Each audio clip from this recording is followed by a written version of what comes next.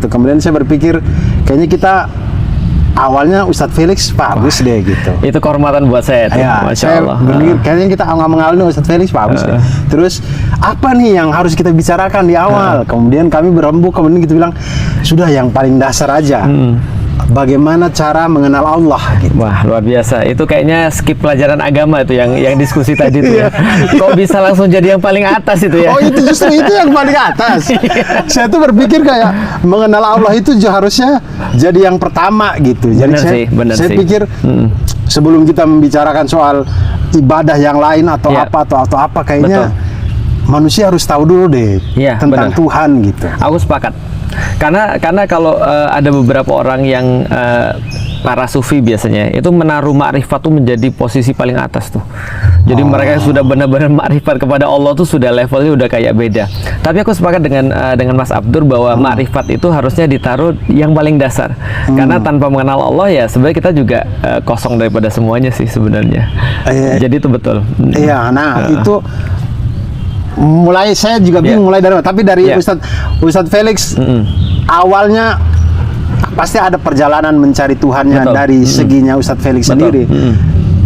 Sampai kemudian di titik kayak oke, Allah itu Tuhan gitu. Itu tuh dari perjalanan Ustadz Felix sendiri kayak apa sih? Nah, sebelumnya aku coba untuk nyambung yang tadi dulu ya Mas ya, bahwasanya aku pernah dulu ketika aku masuk Islam aku mendengar bahwasanya dia tanya kepada saya kan gitu kan ya, antum sholat? Iya sholat. Sholat itu apa? Aku bilang ya sholat gitu kan ya. Misalnya contoh ini awal-awal Ustadz Felix masuk Islam. Terus ada orang nanya, nah ternyata orang ini nanya sholatmu itu apa? Aku bilang ya biasa sholat subuh 2 rakaat, sholat zuhur 4 rakaat, asar 4 rakaat, maghrib 3 rakaat, isya 4 rakaat lagi. Dia bilang itu baru syariat. Aku udah jadi menarik nih gitu kan ya. Maksudnya gimana nih? Ternyata orang ini adalah salah satu yang mereka sih bilang bahwa mereka tuh sufi. Nah, sehingga teman-teman yang tapi nggak semua sufi gitu juga sih. Nah, teman-teman sufi ini kadang-kadang membagi bahwasanya yang tingkatan yang paling awal tuh orang adalah syariat, menjalankan sesuatu karena memang itu syariatnya. Seperti tadi sholat itu misalnya subuh 2 rakaat, lalu kemudian zuhur itu 4 rakaat dan seterusnya. Lalu kemudian aku tanya, lalu gitu ada tingkatan di atasnya? Dibilang ada. Tingkatannya adalah tingkatan syariat, tingkatan hakikat katanya. Kita harus memahami hakikat daripada sesuatu itu. Nah, lalu tingkatan yang apa lagi di atasnya? Dia bilang ma'rifat. Wah, itu jadi ada syariat, ada hakikat, ada ma'rifat. Ini yang paling tinggi. Paling tinggi kata mereka. Nah, tapi sayangnya ada beberapa orang yang dengan dalil ini malah kemudian ibadahnya kadang-kadang agak sedikit di luar daripada seharusnya. Karena seolah-olah kalau sudah makrifat ini sudah di atasnya hakikat dan di atasnya syariat tentu saja. Malah kemudian dia nggak sholat. Iya. Ada orang gitu. yang, iya betul. Saya sering banget ketemu orang dari zaman saya kampus sampai saat ini ada aja ketemu orang yang saya ini ma'rifat. Jadi justru ketika ma'rifat syariatnya ditinggalin gitu. Betul, sudah ma'rifat syariatnya ditinggalin karena dia merasa bahwa saya syariat itu untuk newbie lah. Lu kan masih newbie, jadi lu harus tetap sholat kayak gitu. Kalau lu udah mengetahui hakikatnya, lu akan lebih dalam lagi. Tapi udah ma'rifat jadi nggak sholat, gitu kan ya. Jadi tapi yang kita bahas bukan yang kayak gitu. Nah, makanya bagiku sebenarnya gini Mas, bagiku Islam tuh mudah. Saking mudahnya, aku berpikir begini, kalau Islam itu hanya untuk orang Arab, bagiku Allah nggak adil. Karena kalau Islam tuh hanya untuk orang Arab, berarti orang Arab akan lebih beriman daripada orang non-Arab. Ya kan ya? Kalau Islam tuh hanya untuk orang-orang di masanya Rasul, itu juga nggak adil. Karena berarti para sahabat pasti lebih beriman daripada orang-orang setelahnya. Seolah-olah mereka punya privilege. Orang Arab punya privilege, orang-orang hidup di zamannya Rasul punya privilege. Tapi bagiku agama yang fair adalah agama yang seharusnya bisa untuk dirasakan keindahannya oleh orang-orang dimanapun, kapanpun, dan siapapun. Nah, jadi harusnya kalau Allah ini adalah Tuhan untuk manusia, Tuhannya manusia, sebagaimana kita tahu di dalam Al-Quran itu diakhiri dengan surat An-Nas, bahwasanya Allah adalah Tuhannya manusia, maka siapapun manusia dia harusnya bisa menemukan Allah. Dia bisa berkenalan dengan Allah. Dan arti ma'rifat itu diawali dari kata arafa yang artinya mengenal, artinya mengetahui, memahami. Nah, artinya kalau ma'rifat Allah, mengenal Allah harusnya bisa dilakukan oleh siapapun, bisa dilakukan oleh kapanpun, dan bisa dilakukan dimanapun. Tidak terlepas kita ada di mana, kita etnisnya apa, dan kita hidup di zaman apa. Nah, itulah ma'rifat Allah yang harusnya ada pada agama yang fair. Nah, itulah aku dapetin pada Islam. Islam tuh fair banget. Tidak ada seseorang pun yang punya privilege untuk lebih mengenal Allah di dalam Islam. Artinya siapapun semua bisa. Semua punya peluang yang sama. Semua punya peluang yang sama. Contoh misalnya, kadang-kadang kita melihat ada beberapa orang, mohon maaf ya, mungkin dia juga nggak sengaja, tapi akhirnya mempersulit orang untuk mengenal Allah. Artinya makrifat Allah tuh seolah dibatasi oleh beberapa hal atau oleh banyak hal yang kalau orang tuh nggak melakukan begini, orang tuh nggak bisa makrifat kepada Allah. Bagiku nggak gitu juga sih sebenarnya. Contoh misalnya, ada orang berkata begini, kalau kamu pengen makrifat kepada Allah, itu kamu harus melakukan beberapa riyadoh, beberapa latihan-latihan, beberapa amalan-amalan. Contoh misalnya, kamu harus zikir segini kali, kamu harus sholat sepanjang ini dan segala macam. Nah, menurutku nggak semua orang bisa seperti itu, karena orang-orang kayak aku yang malas ini agak sulit tuh kalau disuruh seperti itu. Contoh misalnya kalau kamu mau mengenal Allah, kamu harus sholat dari pagi sampai dari malam sampai pagi misalnya. Puasa 40 hari berturut-turut tanpa putus-putus, atau zikir 1000 kali la ilaha illallah misalnya. Itu agak, bagi orang kayak aku ini agak sulit, bagi orang malas kayak aku. Tapi ada juga orang yang bilang, enggak, yang penting harus berpikir aja. Allah itu logik dan sangat logik. Enggak semua orang logik mas sebenarnya, dan enggak semua orang ya semua orang punya akal, tapi enggak semua orang itu dikaruniakan kelebihannya itu adalah logika. Sehingga apakah ketika orang misalnya lebih dominan perasaannya tidak bisa makrifat Allah? Harusnya juga bisa juga. Hanya saja memang akal ini menjadi sesuatu yang wajib dan menjadi sesuatu yang harus ada porsinya dalam mengenal Allah. Nah, itu pendahuluannya aja sih. Nah, itu yang terjadi pada aku. Nah, jadi ketika aku itu mengenal Allah, aku mengenal Allah dari mana? Dari tanda-tanda yang Dia berikan. Dan tanda-tanda itu hanya bisa dijangkau dengan akal, dengan logika. Nah, seterusnya baru ketika kita sudah mengenal Allah, ikatan ini menjadi lebih besar dengan keterlibatan perasaan, dengan keterlibatan hati, dengan keterlibatan riyadoh, pengalaman-pengalaman fisik dan segala macam. Nah, itulah kemudian singkatnya mengenal Allah. Nah, berarti kalau misalkan kita bertanya, bagaimana cara terbaik untuk kita mengenal Allah, itu seperti apa? Iya, seperti apa? Menarik. Maka kita harus tahu bahwasanya Allah itu punya hamba yang paling tinggi adalah Rasulullah Muhammad. Ini yang sudah kita sepakati, bahwasanya Rasulullah Muhammad adalah pemimpin daripada para nabi, yaitu adalah imam daripada para nabi, itu adalah Rasulullah. Maka yang memuncaki tangga hamba-hamba Allah itu adalah Rasulullah Muhammad. Artinya yang paling mengenal Allah pastilah Rasulullah. Nah, pertanyaannya kita adalah bagaimana Rasulullah mengenal Allah? Nah, kita harus lihat pada ayat yang pertama turun. Ayat yang pertama turun adalah Iqra. Bismi rabbikal ladzi khalaq. Khalaqal insana min alaq. Iqra wa rabbukal akram alladzi 'allama bil qalam 'allamal insana ma lam ya'lam. Yang menarik, Mas, yang nurunin ayat itu siapa, Mas? Tentu saja Allah. Tapi ada nama Allah nggak di situ? Iqra bismi rabbikal ladzi khalaq. Rob ada robnya. Tapi nggak ada Allah kan? Nggak ada Allah ya. Iqra bismi rabbikal ladzi khalaq. Iqra dengan nama Tuhanmu yang menciptakan. Bahkan Allah itu tidak langsung untuk membebankan hamba-hambanya untuk mengenal namanya Dia itu Allah. Seolah-olah gini, Mas, kalau bahasaku gini, Mas pernah datang ke toko nggak sih, Mas? Iya, sering. Tapi pas udah datang tiba-tiba ada ini apa namanya, orang yang jaga toko, Mas bisa saya bantu, Mas? Kira-kira nyaman nggak? Kurang sih. Kurang nyaman. Kenapa kurang nyaman? Karena kita harus punya komitmen. Kita kayak harus beli, kita harus dipandu-pandu, padahal kita baru mau lihat-lihat. Betul. Ya kan, ya? Betul. Kadang kita datang tuh tidak tahu mau beli apa, cuman pengen lihat doang. Pengen lihat aja. Betul. Kadang-kadang kita belum menentukan, kadang-kadang kita cuma pengen lihat-lihat aja, mau ya dikasih ruang kan, gitu kan ya. Ketika ditanya begitu tuh kita langsung kayak, aduh, jadi apa ya? Saya mau cari apa? Saya juga bingung gitu ya. Itulah mengenal Allah juga sama. Di dalam ayat pertama yang Allah kirimkan kepada Rasulullah, seolah-olah kita nggak ada komitmen dengan Allah. Iqra bismi rabbikal ladzi khalaq. Iqra ini nanti kita akan bahas lebih dalam. Tapi Iqra bismi rabbikal ladzi khalaq, bacalah dengan nama Tuhanmu. Tuhanmu yang telah menciptakan. Allah tidak membebankan apapun pada kita. Iqra bismi rabbikal ladzi khalaq. Khalaqal insana min alaq, yang telah menciptakan daripada segumpal darah. Nggak ada kemudian kewajiban apapun di situ. Ya silahkan boleh lihat-lihat, kayak kita masuk toko kita disuruh lihat-lihat. Nanti biar kita yang tanya, bukan kemudian orang tokonya yang nanya gitu maksudnya. Ya, bukan orang tokonya yang ini beli ini enggak, tapi dipersilakan. Silakan. Berarti di ayat pertama Allah turunkan, Allah tidak memperkenalkan dirinya dengan nama Allah, tapi mempersilakan manusia untuk berpikir. Iqra artinya adalah qara'a yaqra'u qira'atan, artinya membaca. Tidak hanya membaca tapi menganalisis. Tidak hanya menganalisis tapi menghitung. Tidak hanya menghitung tapi coba untuk melihat sekelilingnya. Jadi benar-benar mengamati. Ini adalah Iqra. Jadi Iqra itu bukan hanya membaca, tapi coba lihatlah, pikirlah, coba hitunglah, coba telaah, analisislah. Siapa Tuhanmu itu? Jadi Allah pengen manusia untuk mencari tanda-tanda itu. Yang menariknya adalah ayat dalam bahasa Arab itu kan ayat, dalam bahasa Inggris artinya adalah science. Ayat itu artinya science. Oh, ayat tuh di bahasa Inggris science. Science. Jadi tidak ada satu ustadz namanya Ustadz Numan pernah membahas tentang bahasa Inggris dan bahasa Arab. Seringkali bahasa Arab ayat itu diartikan dalam bahasa Inggris verse atau verses. Iya. Tapi bukan itu sebenarnya. Karena beda. Karena verses itu kayak ya versi. Enggak itu. Tapi sebenarnya ayat itu bahasa awalnya adalah science. Selain science adalah treasure, adalah sesuatu yang berharga. Treasure itu ya, atau precious, sesuatu yang sangat berharga, sesuatu yang bernilai. Ayat itu adalah tanda, ayat itu adalah sesuatu yang sangat bernilai, sesuatu yang bisa kita bawa, sesuatu yang menjadi arah. Itu ternyata ayat. Contoh misalnya, kalau kita lagi camping di sini misalnya, kita bikin api unggun malam-malam supaya kita nggak kedinginan.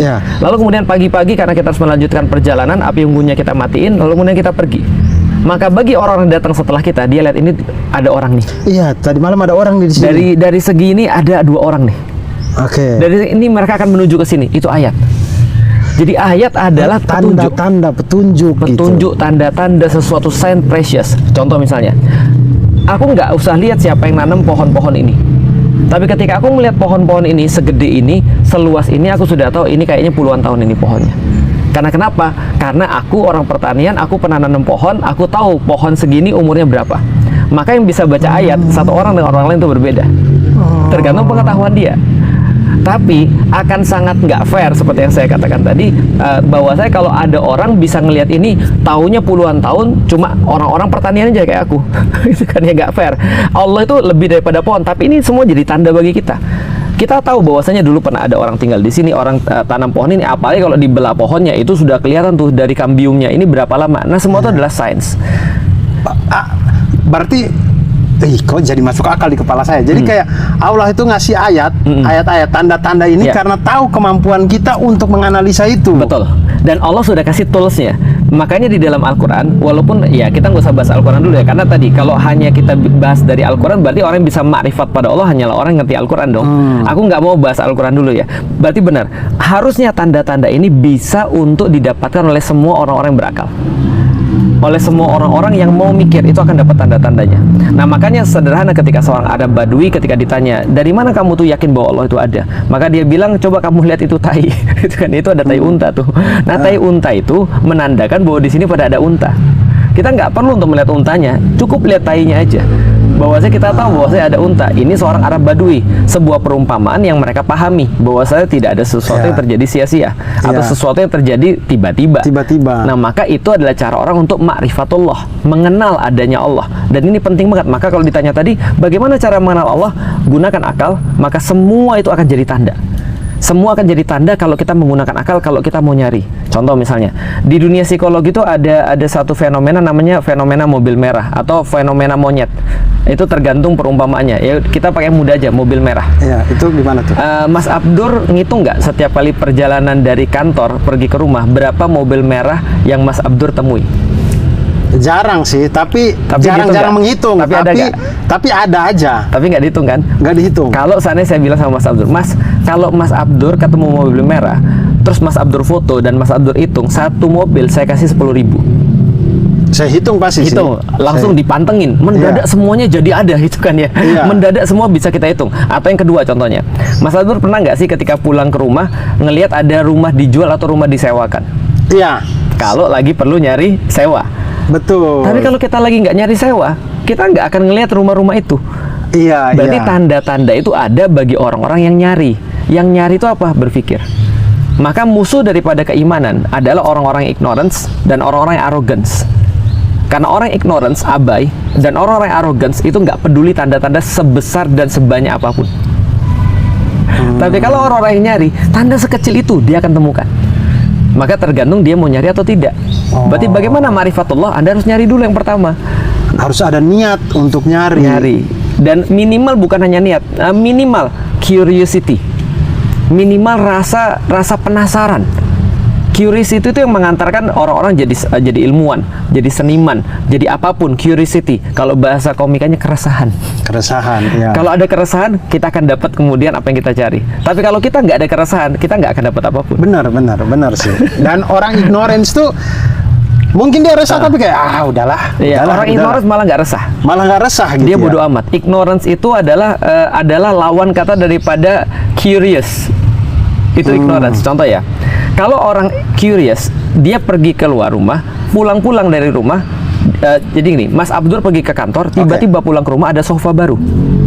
Penasaran dong. Mas Abdur akan tanya ke siapa dulu? Tanya istri pasti. Betul. Ini sofa siapa? Sofa siapa ini kok tiba-tiba ada di Itu sini? curious. Tapi orang ignorance ketika dia pulang, sofa, ya udah dia tidur. Padahal ada sofa baru loh. Sofa baru. Iya. Kalau orang curious semuanya dipertanyakan. Orang curious akan nanya, kok ada air? Air nih, ternyata H2O. H2O tuh ada O di tengah, ada H. Bentuk 105 derajat. Dia akan curious. Tapi orang lebih curious lagi akan mikir, siapa yang ngadain air ini? Kenapa di bumi ada air di tempat lain nggak ada air? Zat yang model kayak gini. Betul. Ya. Lebih lagi dia nanya, kenapa aku ada? Kenapa bentuknya begini? Terlalu rumit nih kayak begini. Nah, itu orang curious. Kalau orang ignorance, lu bodoh amat sih. Udah minum aja. Itu kan ya. Udah tidur aja, udah nggak usah dipikir. Itu ignorance. Iya, betul sih. Aduh, saya merasa, ini sebelum teman-teman di rumah saya menonton kemudian menyadari, saya udah kena impactnya duluan nih. Maksudnya bagus sekali. Berarti Ustadz, ini kita kembali ke tadi yang Ma'rifatullah. Ma'rifatullah ayat pertama turun, ternyata Allah tidak menyebutkan namanya sama sekali. Pada saat itu ayat itu turun itu, kalau kita mau lihat dari kondisinya Nabi Muhammad SAW pada waktu itu Rasulullah itu kan sudah tahu ya bahwa segala hal yang ada di Mekah pada waktu itu bukan Tuhan. Benar. Itu out of curiosity-nya beliau. Iya, tapi Allah tidak turunkan ayat bahwa ini loh saya Tuhanmu gitu, tidak juga ya. Tidak. Tapi malah ngasih space untuk padahal orang yang dikirimin ini adalah orang yang sudah tidak percaya segala macam patung di situ bukan Tuhan, tapi masih dikasih kesempatan untuk berpikir gitu. Karena Allah tidak menurunkan ayat kepada Nabi Muhammad saja. Tapi Allah menurunkan ayat untuk seluruh manusia sampai akhir zaman. Maka seluruh manusia tuh ketika membaca pertama kali ayat yang turun adalah Iqra bismi rabbikal ladzi khalaq, mereka berpikir, bacalah dengan siapa? Dengan nama Tuhanmu. Oke, Tuhan adalah semua konsep yang semua orang bisa terima. Kalau Allah belum tentu semua konsep itu bisa terima. Karena orang Quraisy itu terima Tuhan tapi tidak terima Allah. Betul. Nah, jadi artinya ketika mulai Iqra bismi rabbikal ladzi khalaq itu lebih soft. Iqra bismi rabbikal ladzi khalaq, khalaqal insana min 'alaq, Iqra wa rabbukal akram. Kalau kamu benar-benar membaca, engkau akan memahami Tuhanmu Maha Pemurah. Maka kalau saya kemudian ngelihat ayat-ayat yang turun di Makkiyah di awal-awal, semuanya itu bertujuan pada satu, ngasih tahu manusia bahwa mereka itu terbatas. Ngasih tahu manusia bahwa mereka akan suatu saat akan mati. Ngasih tahu manusia sehebat apapun kamu, nanti kamu akan berada di tanah. Ngasih tahu manusia waktumu terbatas, hidupmu terbatas, tenagamu terbatas, pengetahuanmu terbatas, semuanya terbatas. Karena yang terbatas ini akan nyari perlindungan. Oke. Itu adalah manusiawi. Kalau kita merasa, kita ke sekolah misalnya, teman-teman masuk sekolah baru, pasti yang dicari adalah orang paling kuat dulu siapa? Biasanya orang nempel ke situ. Orang masuk penjara di TV, belum pernah sih saya masuk penjara gitu kan. Masuk penjara di TV, dia akan cari orang paling kuat supaya dia bisa nempel. Orang kalau dalam keadaan takut, orang kalau dalam keadaan terancam, orang kalau dalam keadaan dia tahu dia terbatas, dia pasti akan nyari pengamanan. Makanya hanya orang-orang yang takut yang mereka itu ambil satpam, yang mereka pasang CCTV. Kalau mereka kuat nggak usah pasang CCTV. Gitu kan ya. Nah, kita juga sama. Ketika ayat-ayat awal itu turun, itu semua menyadarkan manusia bahwa mereka akan mati. Kamu nggak lihat orang-orang sebelum kamu, mereka mati juga. Kalian nggak lihat orang-orang sebelum kalian, nasabnya lebih tinggi daripada kalian, mereka lebih banyak uangnya daripada kalian, tapi menghalangi mereka untuk mati? Nggak juga.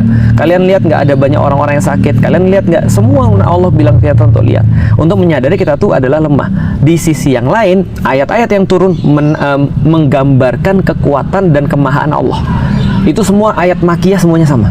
Ya, tentang surga neraka, tentang Allah itu satu. Kalian nggak lihat langit ditinggikan, siapa yang tinggiin? Kalian nggak lihat matahari, kalian takut sama geledek. Kalian nggak takut sama nyiptain geledek.